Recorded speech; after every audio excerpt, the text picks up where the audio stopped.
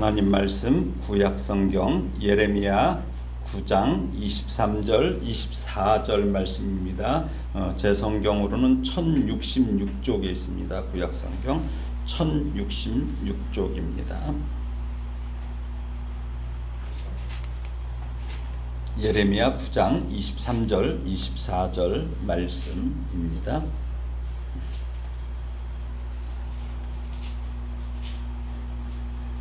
함께 봉독하겠습니다.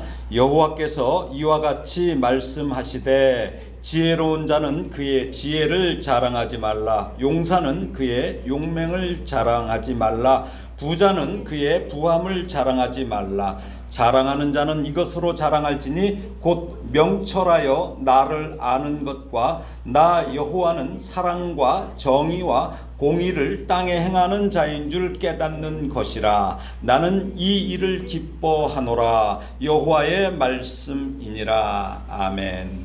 네.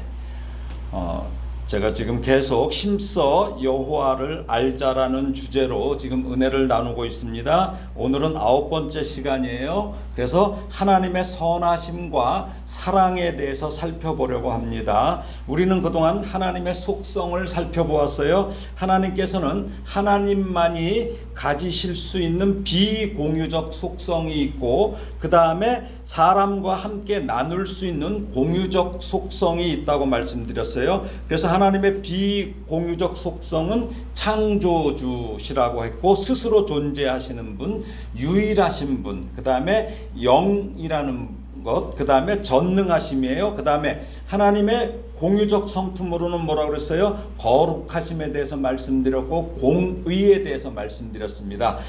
그리고 이제 지난 시간까지 말씀드린 하나님의 거룩하심과 공의로우심에 이어서 오늘은 하나님의 선하심과 사랑은 이제 사랑을 말씀드리려고 하는데, 이것은 어떻게 보면 이렇게 부딪혀요. 공의로움과 사랑, 이게 부딪힌다는 얘기죠. 그래서 이게 서로 모순으로 비춰질 수 있다는 것이죠. 그렇죠? 모순으로 비춰집니다. 그래서 모순이란 말을 우리는 많이 사용하고 있죠. 모순. 이 말은 뭐예요? 한 비자의 글에 나오는 거죠. 창모자에다 방패순자죠. 초나라에 방패와 그 창을 파는 사람이 있었어요. 근데 이 사람이 뭐라고 그래요? 자신의 방패를 자랑하면서 이 내 방패는 단단해서 어떤 것도 뚫을 수 없다. 이제 그렇게 자랑하죠. 그리고 이번에 자신의 창을 자랑하면 내 창은 날카로워서 그 어떤 것도 뚫지 못하는 것이 없다. 그러니까 그 옆에서 이렇게 어떤 사람이 있다. 그럼 당신의 창으로 당신의 방패를 찌르면 어떻게 됩니까? 이렇게 물어본 거죠. 할 말이 없는 거죠. 그래서 그 사람이 대답을 못했다는 이야기죠. 즉 뚫리지 않는 방패와 무엇이든지 뚫는 창은 동시에 존재할 수 없다는 것을 창모자에다가 방패순자에서 모순이라고 얘기하죠. 그런데 성경은 어때요? 이처럼 상반되는 게 바로 공의와 사랑이에요. 공의. 공의로 행하면은 사랑이 없는 거고, 사랑으로 하면 공의가 없어지고, 그래서 이 두 가지 속성이 모두 하나님의 속성이라고, 성품이라고 말하고 있기 때문에 우리가 혼란을 느껴요. 그래서 이 세상에는 뭐예요? 공의와 사랑이 함께 대립하지 않고 이 공존한다는 것이 이 세상 사람들에게서는 이게 불가능한 일입니다. 그러나 하나님께는 공의와 사랑이 온전히 하나로 작동하시기 때문에 우리는 이것을 쉽게 이해하기가 쉽지 않습니다. 그러므로 우리가 하나님의 완전하신 공의와 사랑을 이해할 수 있어야 하나님의 뜻을 알 수 있는 것이죠. 그래서 이러한 하나님의 성품과 마음을 온전히 알지 못하면 어떻게 돼요? 우리가 성경 말씀의 일부분만 이렇게 인용해요. 그래서 그걸 적용해요. 그렇게 되면 어떻게 될까요? 신앙생활은 한쪽으로 치우치는 편협함이 나오고 또 천박함이 나올 수도 있어요. 이번에 이제 그 국가인권위원장이 된 그 안창호 씨 그 인사청문회를 이렇게 하도 얘기가 많아서 이렇게 봤어요. 저도 지나간 거를 돌려보니까 야당 의원이 그분이 그러더라고요. 차별금지법에 대해서 질문하면서 요한복음 8장에 나오는 그 간음하다가 현장에서 붙잡혀온 여인을 왜 예수님은 용서하셨는데 왜 기독교는 동성애에 대해서 사람을 정죄하냐고 비난을 하더라고요. 그러나 사실 이분은 뭐예요? 성경을 자기 입맛에 맞게 짜깁게 한 거예요. 그러니까 뭐야? 이건 결코 선한 동기에서 행한 것은 아니라는 것이죠. 왜 그래요? 분명히 주님은 요한복음 8장 7절에 보면은 너희 중에 죄 없는 자가 먼저 돌로 치라고 말씀하셔요. 그러니까 옆에서 사람들이 그 여인을 돌로 쳐 죽이려고 돌을 다 들었던 유대인 남자들이 죄가 없는 자가 돌로 치려니까 다 슬금슬금 그 자리를 다 떠났어요. 그때 떠났을 때 주님께서 뭐라고 말씀하셔요? 이렇게 말씀하신단 말이에요. 요한복음 8장 10절에서 11절이에요. 한번 읽어볼까요? 예수께서 일어나사 여자 외에 아무도 없는 것을 보시고 이르되 여자여 너를 고발하였던 그들이 어디 있느냐? 너를 정죄한 자가 없느냐? 대답하되 주여 없나이다. 예수께서 이르시되 나도 너를 정죄하지 아니하노니 가서 다시는 죄를 범하지 말라 하시니라. 이게 중요해요. 우리는 모두가 남을 정죄할 정도의 의를 행할 수 없는 존재예요. 그러니까 단지 뭐예요? 우리는 드러난 죄인과 드러나지 않은 죄인이 있을 뿐이에요. 드러난 죄인과 드러나지 않은 죄인. 제가 그 전에 그런 저기를 많이 봤어요. 여기 아는 법무사님이 계시는데 그 이제 조금 이제 그 중앙신문이 아니고 이제 지역신문 기자인데 그분은 꼭 그래요. 그 기자를 보고 나한테 저 친구는 교도소 담장을 걷는 친구야 이렇게 얘기해요. 이쪽으로 떨어지면 교도소고 그렇지 않으면 그냥 담장 위에서 맨날 위태위태하다는 거죠. 그 얘기를 제가 들었거든요. 우리 역시 마찬가지입니다. 드러난 죄인과 드러나지 않은 죄인이 있을 뿐이에요. 그래서 바울은 뭐라고 그래요? 로마서 3장 9절 10절에서 이렇게 말하고 있습니다. 읽어볼까요? 그러면 어떠하냐? 우리는 나으냐? 결코 아니라 유대인이나 헬라인이나 이미 다 뭐예요? 다 죄 아래 있다고 우리가 이미 선언하였느니라. 기록된 바 의인은 없나니 하나도 없으며. 유대인들은 뭐예요? 자신들만이 하나님을 섬기고 율법을 지킴으로 의로운 자들이라고 생각해요. 근데 그 착각이에요. 그래서 이들이 지금도 뭐예요? 자기네들이 중심이라고 생각해요. 그래서 지금 중동에서 많은 문제를 일으키고 있어요. 사실은 엄청 많은 문제를 일으키고 있어요. 근데 이건 뭐예요? 착각이에요. 착각이에요. 그 착각이 뭐예요? 사람을 정죄하고 죽이기도 뭐야? 당연하다고 생각해요. 자기가 하나님의 율법을 따랐다고 이렇게 생각을 한다는 거죠. 그러나 이사야 선지자는 이사야서 64장 6절에서 이렇게 분명하게 선포합니다. 이것 제가 한 게 개역개정 성경인데 한번 읽어볼까요? 시작. 무릇 우리는 다 부정한 자 같아서 우리의 의인은 다 더러운 옷 같으며 우리는 다 잎사귀같이 시들므로 우리의 죄악이 바람같이 우리를 몰아가나이다. 그러니까 뭐야?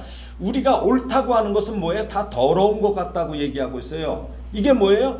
그 당시에 유대인들에게 하는 얘기예요. 니네도 옳다고 하는 게 다 더러운 옷 입고 있다는 거예요. 근데 이것을 갖다가 세번역 메시지 성경에서는 뭐라고 하냐면 이렇게 읽고 있어요. 이건 이제 메시지 성경이라고 유진 피터슨 목사님이 다시 성경을 번역해서 쓴 거예요. 밑에 파란 것까지 한번 위에 거랑 비교해서 읽어볼까요? 시작. 우리는 모두 죄에 감염된 자들, 죄에 오염된 자들입니다. 최선을 다한 노력도 때 묻은 누더기에 불과합니다. 우리는 가을 낙엽처럼 말랐습니다. 죄로 말라버린 우리 바람에 날려갑니다. 성경 버전이 많아요. 또 세번역 성경은 뭐라고 해요? 이렇게 나와요. 우리는 모두 부정한 자와 같고 우리의 모든 의는 더러운 옷과 같습니다. 우리는 모두 나뭇잎처럼 시들었으니 우리의 죄악이 바람처럼 우리를 휘몰아 갑니다. 이렇게 되고 있어요. 뭐예요? 인간이란 존재가 쌓는 의는 더러운 옷과 같다는 거예요. 왜? 깨끗했다 금방 또 다시 오염이 된다는 거죠. 그 알량한 옷을 입고 공의를 행한다고 자부해. 그러면서 정의를 외치고 사람을 죽인다는 거예요. 유대인들이 그랬어요. 이 가늠하다 현장에서 잡혀온 여인에게도 그러는 거죠. 그 알량한 옷은 뭐예요? 찬바람이 휙 한번 불면 어때요? 지금 가을 되잖아요. 이제 지금 가로수들이 잎사귀가 떨어지잖아요. 잎의 색깔이 변하고 시들어 떨어지는 그런 알량한 그 잎사귀와 같을 뿐이라는 거죠. 그렇게 떨어진 나뭇잎들은 뭐예요? 죄악의 바람이 휙 불 때 이리저리 다 휩쓸려 다닌다는 거죠. 그래서 예수님께서 뭐라고 그래요? 나도 너를 정죄하지 아니하노니 이 말씀의 의미가 되게 깊어요. 이 주님의 이 말씀은 범죄한 이웃을 향하여 정죄의 돌을 들어서 이렇게 죽이려는 자는 자신의 죄악을 남을 정죄하는 죄까지, 자신의 죄악에다가 플러스하는 거야. 남을 정죄하는 죄까지 플러스하는, 더하는 더 중한 죄인들이라는 거예요. 그러니까 뭐야? 그 죄를 나도 너를 정죄하지 아니하노니, 이 말씀은 당신께서 그걸 다 뒤집어 쓰시겠다는 거예요. 이 말씀이에요. 내가 앞으로 뒤집어 쓸 거야. 이제 좀 있다가. 이 말씀이에요. 예, 육신을 입으시고 이 땅에 오셨지만 죄가 없으신 예수님만이 유일하게 사실은 이 여인을 정죄할 수 있었어요. 심판하실 수 있었어요. 그렇지만 예수님이 어때요? 그 여인을 정죄하지 않으시고 용서해 주셨어요. 그 이유는 왜 그래요? 이런 인간들의 죄를 십자가에서 사하셔서 당신이 뒤집어 쓰고 그래갖고 의롭게 하시기 위해서 가늠하다 현장에서 잡혀온 여인을 비롯한 모든 우리 인생들, 이 죄인이라고 하는 인생들에게 쏟아진 그 율법의 저주를 대신 받으시며 그들의 목숨과 당신의 생명을 바꾸시겠다는 말씀이에요. 네, 바꾸시겠다는 거예요. 이 말씀이에요. 이게 나도 너를 정죄하지 않는다. 내가 대신 다 뒤집어 쓸 거야. 그러니까 니네들끼리 함부로 그렇게 하지 말라는 거죠. 그래서 사도 바울은 이걸 갖다가 로마서 8장 33절 34절에서 이렇게 말하고 있어요. 자, 한번 읽어볼까요? 누가 능히 하나님께서 택하신 자들을 고발하리요?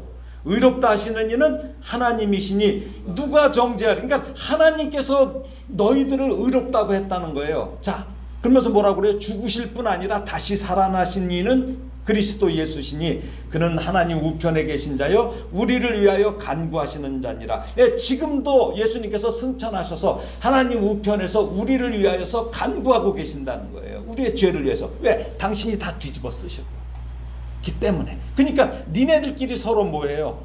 정죄하지 말라는 거죠. 정죄하지 말라는 거죠. 그렇지만 여기서 예수님 한 말씀 더 하시지요. 뭐예요? 다시는 죄를 범하지 말라. 다시는. 이 말씀을 놓치면 우리는 알량한 그리스도인이 될 수도 있고 아주 무서운 그리스도인이 될 수도 있어요.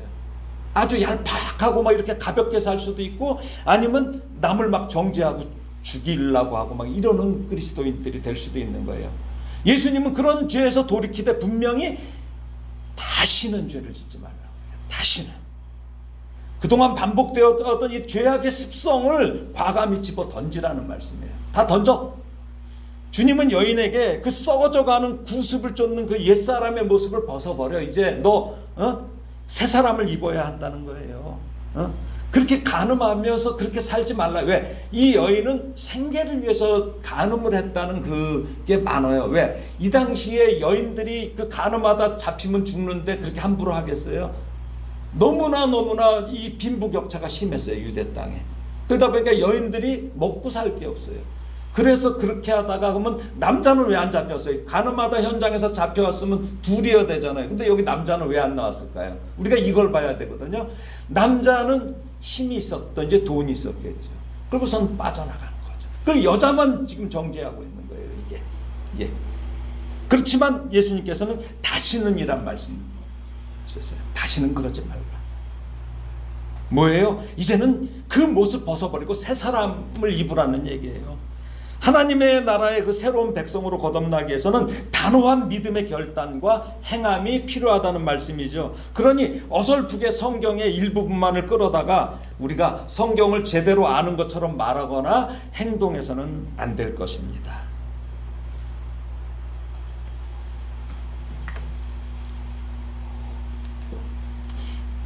이제 하나님의 선하심과 사랑을 좀 더 살펴보려고 해요. 예.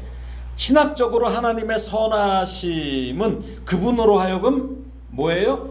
하나님의 선하심은 그분으로 하여금 그분의 모든 피조물을 관대하고 친절하게 다루도록 하시는 하나님의 완전하심이다. 이렇게 정하고 있어요. 예, 그러므로 사도 바울은 이렇게 얘기해요. 사도 바울은 그래서 그러므로 하나님의 인자하심. 예. 이게 인자하심이 선하심이라는 말도 돼요. goodness. 그렇죠? 예. 그러니까 준엄하심을 보라. 이게 두 개가 같이 있다는 거예요. 예, 선하심과 준엄하심이 같이 있다는 거예요. 또 시편 기자, 구약에서도 말하고 있어요. 시편 기자는 뭐라고 그래요? 시편 145편 9절에서 여호와께서는 모든 것을 선대하시며 good to all, 모든 것을 다 선하게 하시며 그 지으신 모든 것에 긍휼을 베푸시는도다, 이렇게 노래합니다. 즉 하나님은 사람이 죄를 범함으로 인해서 비록 창조 세계가 어긋났어요. 삐뚤어졌어요. 그렇지만 그래도 하나님이 지으신 모든 피조물에게 항상 좋은 것, 최선의 것을 주신다는 그 이야기입니다. 이게.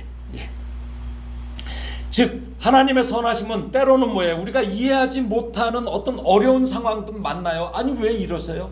아니 이거 이럴 수 있어요? 이런 걸 만나는데 결국은 뭐예요? 선한 방향으로 우리를 인도하시는데, 이를 갖다가 로마서 8장 28절에서는 뭐라고 그래요? 우리가 알거니와 하나님을 사랑하는 자 곧 그의 뜻대로 부르심을 입은 자들에게는 모든 것이 합력하여 선을 이루느니라, 이렇게 하나님의 선하심을 사도 바울은 선포하고 있습니다. 예. 그럼 뭐예요? 우리가 하나님의 사랑이라고 했는데 사랑은 먼저 조건이 있어야 돼요. 그게 뭘까요? 대상이 있어야 되잖아요. 사랑하는 대상이 있어야 되잖아요. 즉 하나님의 사랑은 하나님께서 자신을 그 대상에게 일순간이 아니라 영원토록 전달하도록 만드는 속성이에요. 그러니까 일순간이 아니에요. 우리도 사랑하잖아요. 근데 우리는 어때요? 조금 하다가 식기도 하고 이래요. 근데 하나님께서는 뭐예요? 그걸 영원토록 전달하도록 하는 게, 이게 바로 하나님의 사랑이에요. 그래서 성경은 하나님의 사랑 스스로가 자신을 전달한다는 사실을 아주 분명하게 밝혀요. 하나님은 영원하셔요. 하나님은 영원한 사랑이라고 그래요. 하나님은 영원하시고 또 그 사랑도 영원하신 사랑이기 때문에 그 하나님이 언제나 사랑하셨던 누군가가 반드시 있어야 돼요. 그 대상이 있어야 된다는 거예요. 예. 근데 그 대상은 피조물도 되지만 특히 우리 사람이에요. 그래서 이제 하나님께서 당신의 선하심과 사랑을 나타내시는 방법을 보겠습니다. 첫째, 하나님께서는 뭐예요? 자신의 피조물에 대한 선하심과 사랑을 일반적인 방법으로 나타내십니다. 이제 제가 지금 이거 도입하는 이 부분은 영국의 그 신학자여 목사님이신 그 마틴 로이드 존스 목사님의 그 교리에서 제가 지금 갖고 오는 지금 제가 정리해서 말씀드리는 겁니다.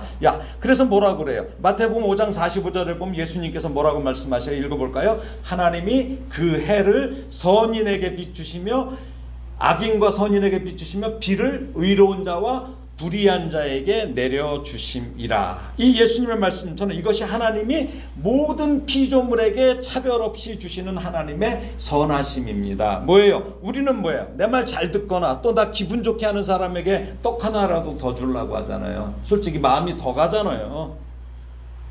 그렇잖아요. 또 반대로 내 말을 거역하고 나를 힘들게 하는 사람에게는 뭐예요? 줄 것도 감춰요. 그렇죠? 줄 것도 감춰요. 줄래다가 에이 자식아 하고 감춘단 말이죠. 우리가 그렇다는 거예요.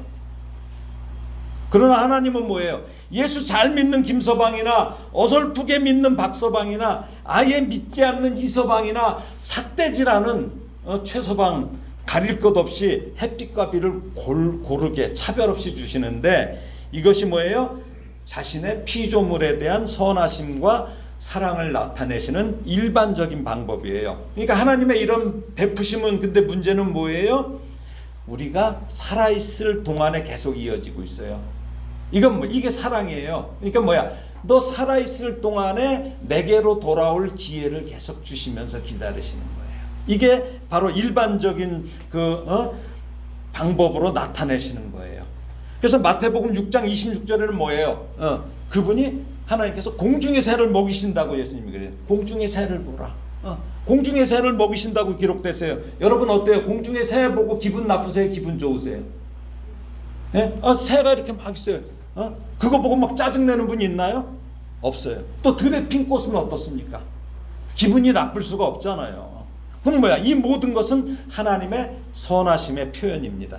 심지어 사람들이 하나님을 잃어버렸을 때도, 그리고 하나님에 대한 그들의 지식을 잃어버렸을 때도 하나님은 그런 방식으로 아무런 대가를 바라지 않으시고 그들에게 계속 선을 베푸셨어요. 그들이 살아있는 동안에 계속. 그러니 우리가 불순종하지 않았더라면 얼마나 더 좋았을까 이 생각을 해요. 예. 그러니까 불순종을 해서 이렇게 됐는데도 지금 그러고 계시는데 그 처음에 그 죄를 짓지 않은 상태면 어땠을까? 하나님 보시기에 정말 사람을 창조하시고 모든 만물을 창조하셨을 때 뭐예요? 하나님 보시기에 좋았더라. 사람을 창조하셨을 때는 심히 좋았더라. 예. 이렇게 얼마나 좋았을까? 예. 그래서 성경은 분명히 하나님의 공의로우심과 사랑을 말씀해요. 자, 공의와 사랑을 사도 바울은 뭐라고 한나 한번 볼까요? 한번 읽어보겠습니다. 자, 로마서 11장 21절 22절이에요. 자, 읽어봅니다. 하나님이 원 가지들도 아끼지 아니하셨은즉 너도 아끼지 아니하시리라. 그러므로 하나님의 인자하심과 준엄하심을 보라. 넘어지는 자들에게는 준엄하심이 있으니 너희가 만일 하나님의 인자하심에 머물러 있으면 그 인자가 너희에게 있으리라. 그렇지 않으면 너도 찍히는 바 되리라. 자, 이 말씀을 메시지 성경으로 또 제가 또 이렇게 가져왔어요. 한번 읽어볼까요? 자, 본래의 가지에 주저없이 가위를 대신 하나님이시라면 여러분에게는 어떠하시겠습니까? 그분은 조금도 주저하지 않으실 것입니다. 하나님은 온화하고 인자하신 분이지만 동시에 가차없고 엄하신 분이기도 하다는 사실을 반드시 명심하십시오. 그분은 말라 죽은 가지에 대하여는 가차없으시되 접붙여진 가지에 대해서는 온화하십니다. 그분의 온화하심을 믿고 방자하게 굴 생각은 버리십시오. 여러분이 말라 죽은 가지가 되는 순간 여러분은 가차없이 내쳐지게 됩니다. 예, 이 말씀은 하나님의 인자하심, 선하심과 준엄하심에 대한 이야기예요. 여기 넘어지는 자들, 이건 뭐냐면 말라 죽은 가지를 얘기해요. 예, 또 복음을 배척하는 유대인을 얘기해요. 지금 현재의 유대인들이에요. 이스라엘 사람들이에요. 지금도 예수를 배척하고 있어요. 여기 하나님의 인자하심은 뭐예요? 온화하고 인자하심, 선하심. 이거는 뭐예요? 하나님의 은혜와 긍휼로 다가오셔서 이방인들인 우리를 뭐라고 그러냐면 성경에서는 이게 번역이 잘못됐는데 돌감람나무라고 이렇게 돼 있어요. 돌감람나무. 이게 잘못됐어요. 그러니까 뭐냐면 와일드 올리브 트리. 그러니까 뭐냐면 야생 올리브 나무라는 거예요. 야생 올리브 나무. 예. 이거예요. 예. 근데 예수님은 뭐라고 하냐면 그러니까 감람나무. 이게 발음도 이거 아니야. 그러니까 이 감람나무는 원래 저 중국 남쪽에 있는 거기 때문에 이쪽 중동하고는 전혀 상관없는데 중국 사람들한테 번역을 하면서 한자를 이걸 가져온 걸 열로 가져와서 이걸 아직도 고치지 않고 있어요. 이게. 예. 그래서 뭐냐면 올리브 나무라는 거예요. 그러니까 예수님은 참 올리브 나무라는 거야. 그러니까 뭐야? 우리 이방인들이 그 올리브 나무에 접붙임을 한다는 얘기예요. 접붙임을 한다는 얘기예요. 그러니까 뭐야? 접붙임을 한다는 것은 구원의 기회를 주신다는 얘기죠. 이처럼 하나님의 선하심과 사랑은 원가지, 원래 유대인들이 원가지였어요. 근데 뭐예요? 그건 주저없이 가위를 대셨다는 거예요. 잘라버렸다는 거예요. 예. 그렇지만 이방인인 우리는 예수님께 접붙임을 하시어 구원을 주신다는 이야기가 이야기입니다. 그러나 하나님의 선하심과 사랑을 믿고 뭐예요? 방자하게 굴다가는 결국 예수님의 진액을 공급받지 못해서 말라 죽은 가지가 되는 순간 뭐야? 가차없이 가위질 당한다는 거죠. 네. 그러니까 뭐야? 이게 하나님의 사랑과 공의가 같이 있는 거예요. 가위질도 하시고 두시기도 하는 거예요. 즉 하나님의 선하심과 사랑은 믿고 순종하는 자들에게만 임하시는 것입니다. 반대로 하나님의 준엄하심은 뭐예요? 불순종과 불신자들에게 가차없이 내리시는 하나님의 공의로우신 심판이에요. 근데 뭐예요? 이게 언제까지? 우리가 살아있을 때까지는 계속 기회가 있어요. 계속 기회가 있어요. 옛날에 뽑기하면 그런 거 있죠. 꽝도 있고 뭐 다음에 또 있죠. 계속 우린 다음에 또가 계속 있는 겁니다. 하나님께서 그렇게 참으시는 거예요. 이처럼 하나님께서는 선하심과 사랑이 충만하신 분이지만 동시에 뭐야? 죄와 불순종에 대해서는 준엄하게 가위로 잘라내시는 분임을 우리는 기억해야 됩니다. 이것은 경고예요. 경고가 뭐예요? 예, 경고가 우리가 만약에 지뢰밭이 있어요. 그 지뢰밭에는 뭐예요? 지뢰가 있다고 표시가 있잖아요. 그렇죠? 표시가 있어요. 그렇다면 뭐야? 이 경고는 뭐야? 들어가지 말라는 거죠. 들어가지 말라는 거예요. 하나님께서 이토록 경고하시는 이유는 뭐예요? 그 선을 넘지 말라는 거잖아요. 그 선을 넘지 말라는데 경고하셨는데, 우리 부모님이 자녀에게 경고해요, 안 해요? 너 그러면 혼나? 너 맞아? 하나님은 뭐라고 하거든요? 너 죽어. 그렇게 되면 죽어. 그러면 뭐예요? 이거 죽이기 위해서예요? 부모님 자녀에게 너 혼내기 위해서예요? 혼나지 말기를 바라는 거잖아요. 돌아오게 하기 위함인 것처럼 하나님은 성경 곳곳에서 경고를 많이 하셔요. 많이 하셔요. 그것은 뭐예요? 선하심과 사랑이 많은 하나님이시지만 하나님이 말씀하신 그 선을 넘을 때는 공의가 작동하기 때문에, 하나님의 공의가 작동하기 때문이에요. 하나님의 선하심과 사랑이 스스로 드러내는 두 번째 방법을 성경은 하나님의 은혜라고 합니다. 은혜. 이게 은혜예요. 하나님의 은혜. 성경에서 말하는 은혜란 뭐예요? 이거 정말 위대한 단어인데, 이건 뭐야? 받을 자격이 없는 사람들에게 베푸시는 하나님의 선하심 혹은 사랑을 은혜라고 합니다. 받을 자격이 없는 게. 그러니까 뭐냐면 우리가 누구한테 예를 들어서 100만 원 정도 받아갖고는 은혜라고 생각을 안 하죠. 근데 성경에서 1만 달란트 비유는 뭐예요? 셀 수 없어요. 그러니까 어떤 분 얘기는 6천억 정도 되는 돈이라는 거예요. 그거를 줬다는 거예요. 예. 그러니까 뭐야? 이거는 은혜죠. 우리가 갚을 수 없잖아요. 빌렸다 하더라도. 예. 그러니까 하나님의 이 선하심 또는 사랑은 뭐냐면, 하나님과 그 하나님에 대한 모든 권리를 우리가 그 불순종으로 인해서 빼앗겼어요. 그러니까 빼앗겼으니까 뭐예요? 이제는 정죄를 받아요. 심판을 받아 마땅한 사람들을 향하신 뭐예요? 하나님께서 공로 없이, 대가 없이 주어지는 그 선하심과 사랑을 얘기해요. 그러니까 뭐예요? 죽어야 할 우리 인생에게 법대로 처벌하지 않으시고 구원을 주시는 것을 우리가 은혜라고 그래요. 그래서 뭐예요? 저는 늘 얘기하는 게 법대로가 아니고 은혜로, 이 얘기를 늘 합니다. 그래서 성경은 뭐예요? 우리에게 주어진 모든 복의 원천은 하나님의 은혜라고 말합니다. 예, 그래서 뭐라고 그래요? 고린도후서 9장 8절에 보면은 뭐라고 합니까? 하나님이 능히 모든 은혜를 너희에게 넘치게 하시나니 이는 너희로 모든 일에 항상 모든 것이 넉넉하여 모든 착한 일을 넘치게 하려 하심이라. 예, 그렇습니다. 뭐냐면 모든 것은 영원하고 끝없는 은혜의 샘에서 나오니까 하나님의 이 샘물은 마르지가 않아요. 그 은혜를 넘치도록 받은 것을 깨달은 우리는 뭐야? 만약에 그게 받았다면 어때요?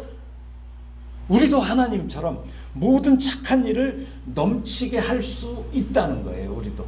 왜? 우리가 돌 감람나무가 젖붙임이 돼서 참 감람나무에 젖붙임을 댔기 때문에. 이를 거꾸로 말하면 뭐예요? 그러니까 그렇게 하지 못하는 분은 은혜를 제대로 체험하지 못했다는 반증이 돼요. 예.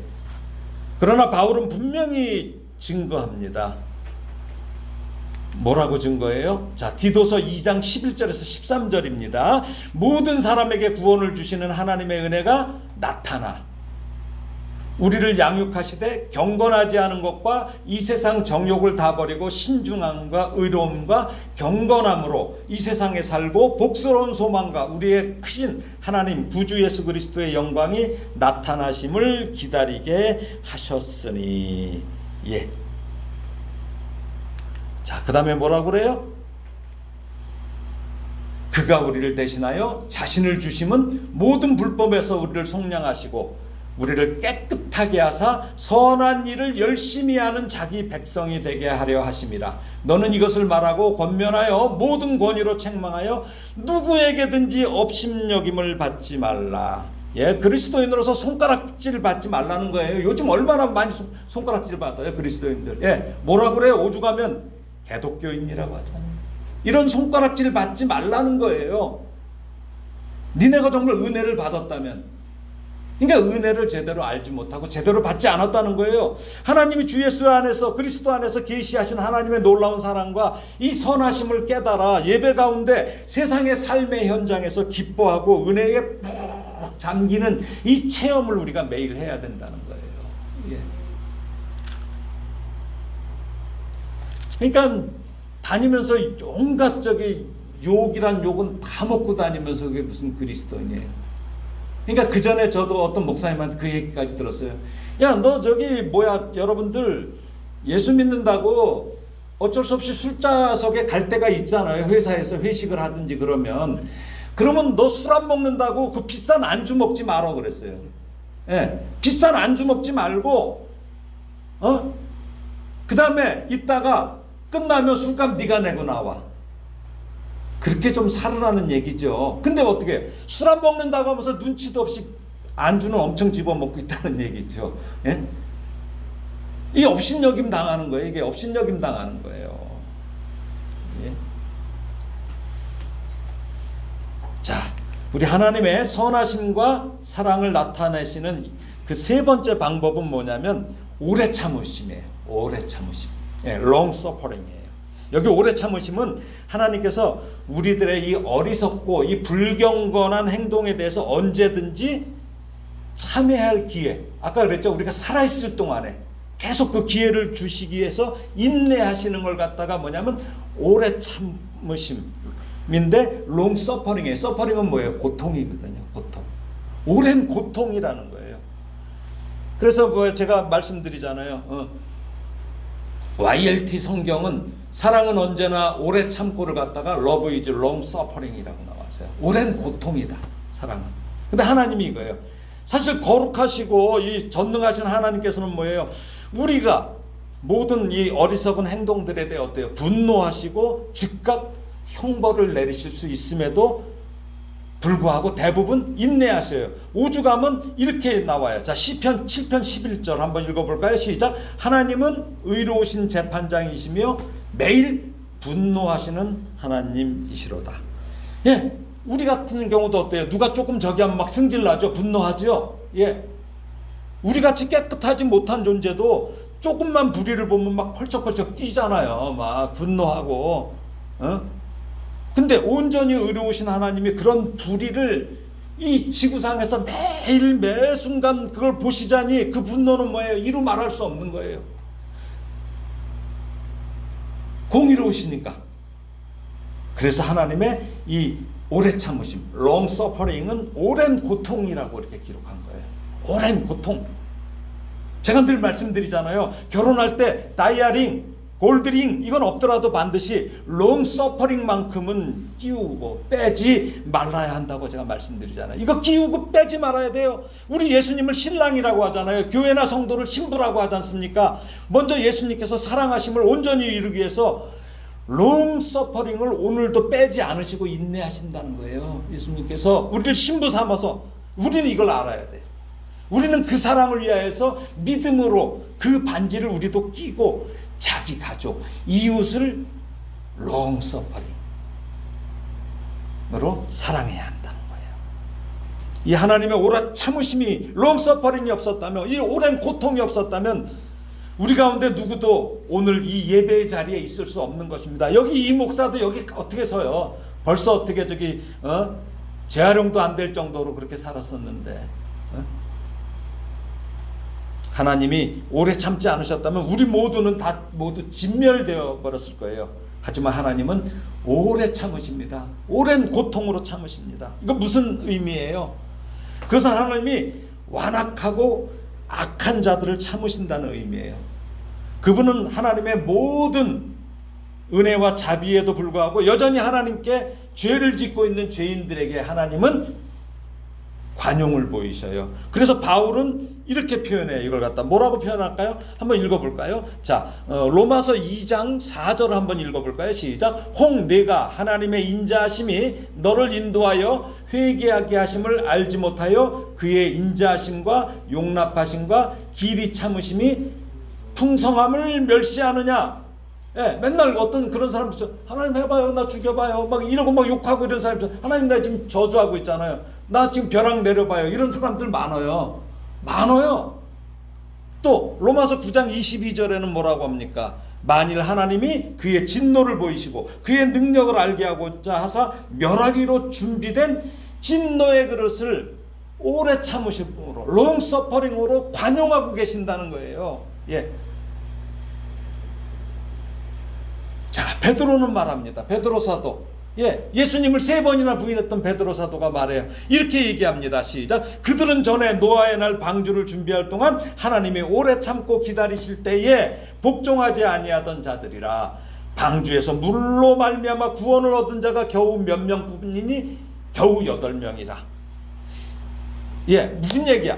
하나님께서 노아에게 방주를 지으라고 했어요. 그것도 해변이 아니고 산 위에다가.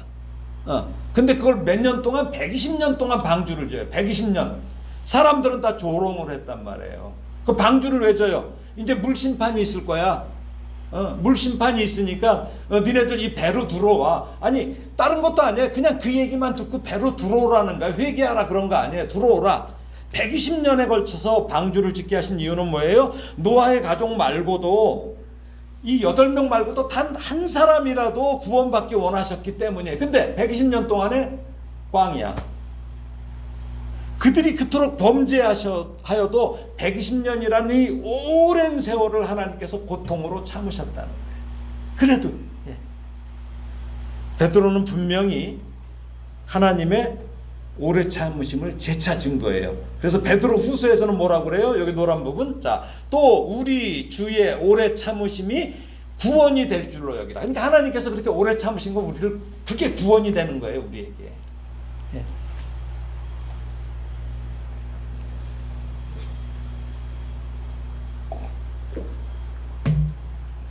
우리 하나님의 이제 4번째 방법이 있어요. 하나님의 선하심과 사랑이 스스로를 드러내는 방법이 바로 뭐예요? 그래서 십자가에서 죽으십니다. 십자가에서. 하나님은 자신의 아들인 예수 그리스도를 아주 잔인하게 죽이셔요.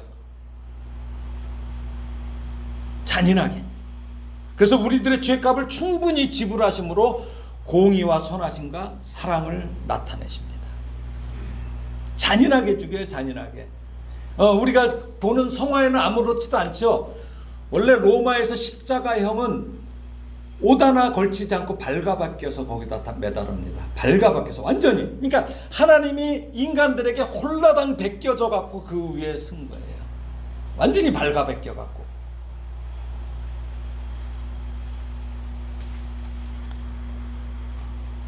그래서 하나님의 선하심과 사랑의 완성은 바로 뭐예요? 십자가의 죽으심입니다. 그런데 어때요? 그 사랑이 뭐예요? 이렇게 얘기하고 있습니다. 예, 로마서 5장 6절에서 8절 한번 읽어볼까요? 시작. 우리가 아직 연약할 때에 기약대로 그리스도께서 경건하지 않은 자를 위하여 죽으셨도다. 의인을 위하여 죽는 자가 쉽지 않고 선인을 위하여 용감히 죽는 자가 혹 있거니와 우리가 아직 죄인 되었을 때에 그리스도께서 우리를 위하여 죽으심으로 하나님께서 우리에 대한 자기의 사랑을 확증하셨느니라. 무슨 얘기예요? 야, 너 돌아서면 내가 너를 위해서 죽을게. 아니에요. 도저히 어떻게 할 수 없는 그 사람을 위해서. 그게 우리예요. 그래서 그게 사랑을 확증하셨다고 그럽니다. 자, 말씀을 정리합니다. 시편 34편 8절에 보면은 너희는 여호와의 선하심을 어떻게 맛보아 알지어다. 그에게 피하는 자는 복이 있도다. 또 베드로전서도 말하고 있어요. 베드로 사도도 읽어볼까요? 너희가 주의 인자하심을 맛보았으면 그리하라. 예, 저는 여러분이 하나님의 이 선하심을 맛보시고 그 맛을 영원히 이거 기억하기를 소원합니다. 여러분들 어때요? 음식 맛집 몇 군데는 아실 거예요. 기억하죠? 그 집. 가잖아요. 그 집. 누구한테 소개하잖아요. 소개합니다. 저는 이제 그 공군 그 항공 정비병을 했는데 그때 한 달에 그 라면이 그게 저기 2박스씩 나왔어요. 한 사람당 개인당. 정비사 특식이라고. 근데 쫄병 때는 그걸 못 먹어요, 라면을. 왜? 먹을 수는 있는데 고참들이 다 먹고 나야지 먹으니까 12시간 넘어. 그러니까 못 먹어. 그러니까 불침번도 쓰고 뭐 이래야 되니까 못 먹어요. 그래서 어떻게 합니까? 쫄병 때 이렇게 합니다. 쫄병 때 이렇게 해요. 뭐냐면 처음에 딱 갔는데 라면을 끓여줘요. 고참이. 진짜 맛있어요. 그다음에 맛있지? 네. 앞으로 이렇게 끓여. 그게 6개월 동안 그걸 끓이고 있었다니까요. 그 맛 기억하고 끓이라는 얘기죠. 우리 선한 맛을 내는 그리스도인에 대해서 사도 바울이 디도에게 보낸 편지 가운데 디도서 3장 1절에서 8절인데 제가 이거를 메시지 성경으로 지금 갖고 왔어요. 이걸 같이 읽어보면서 우리가 그 맛보아 안 사람들이 어떻게 맛을 내야 되는지 이거를 한번 읽어보겠습니다. 예. 자, 읽겠습니다. 시작. 그대는 사람들에게 일러서 정부를 존중하고 법을 준수하고 언제나 도움의 손길을 베풀 준비를 갖추게 하십시오. 무례한 짓을 하지 못하게 하고 다투지 않게 하십시오. 하나님의 백성은 마음이 넓고 품위가 있어야 합니다. 얼마 전까지만 해도 우리 역시 어리석고 완고하고 죄에 쉽게 넘어가며 온갖 욕망의 지배를 받고 원한을 품은 채 돌아다니며 서로 미워하면서 살았습니다. 그러나 우리의 인자하시고 사랑이 많으신 구주 하나님이 개입하셔서 그 모든 것으로부터 우리를 구해 주셨습니다. 이 일은 전적으로 그분께서 하신 일이었습니다. 우리가 한 일은 아무것도 없었습니다. 그분께서 우리를 깨끗하게 씻어 주셨고 우리는 그 일로 말미암아 새 사람이 되었습니다. 성령께서 우리를 속속들이 씻어 주신 것입니다. 우리 구주 예수께서 새 생명을 아낌없이 부어 주셨습니다. 하나님의 선물이 그분과 우리의 관계를 회복시켜 주었고 우리의 삶도 회복시켜 주셨습니다. 그리고 장차 더 나은 삶이 다가올 텐데 그것은 다름 아닌 영원한 생명입니다. 그대는 이 말을 믿어도 좋습니다. 나는 그대가 단호하게 행동하기를 바랍니다. 이런 문제들을 분명하게 처리하여 하나님을 믿는 사람들이 누구에게나 유익한 본질적인 일에 전념하게 하십시오. 이런 맛을 내는 복음 맛집의 사장님들 되길 바랍니다. 여러분들이 복음 맛집을 갖고 있어야 돼요. 그래서 정말 맛있는 그리스도인들이 되기를 먼저 그런 맛을 내주신 우리 구주 예수님의 이름으로 축원합니다. 기도하겠습니다. 하나님 아버지 은혜를 감사합니다. 이 세상을 살아가는 동안에 나의 힘과 의지로 살지 않게 하시고 오직 하나님의 도우심으로 하나님의 공유적인 속성인 그 하나님의 선하심과 사랑을 본받게 하시고 사랑을 온전히 실천하며 살아내기를 소원합니다. 오직 성령 하나님이 나를 주장하셔서 멋진 맛있는 신앙 인격자로 거듭나게 하여 주시옵소서. 예수님의 이름으로 기도합니다. 아멘.